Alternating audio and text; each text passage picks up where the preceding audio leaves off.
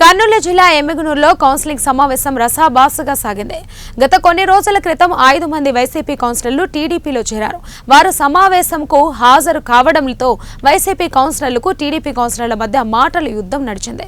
ముందుగా కౌన్సిలర్లు పెట్టిన అజెండాలో ఉన్న అంశాలను ఒకటి వదిలేసి మొత్తం అంశాలను వైసీపీ కౌన్సిలర్లు ఆమోదం తెలిపారు.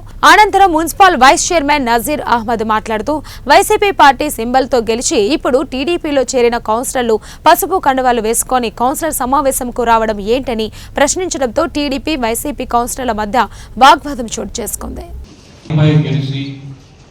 మా పార్టీ గుర్తుపై గెలిచి మా ఎమ్మెల్యే చెన్నకేశ్వర రెడ్డి గారి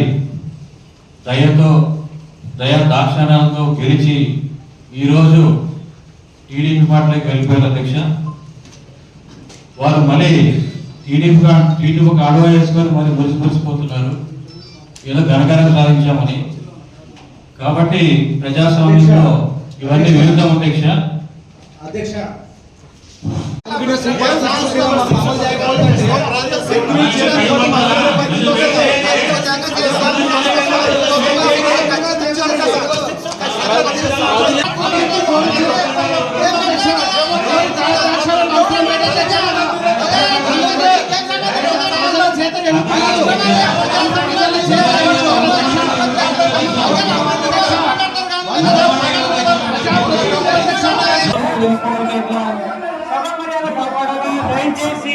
దయచేసి సభా మర్యాద కాపాడండి.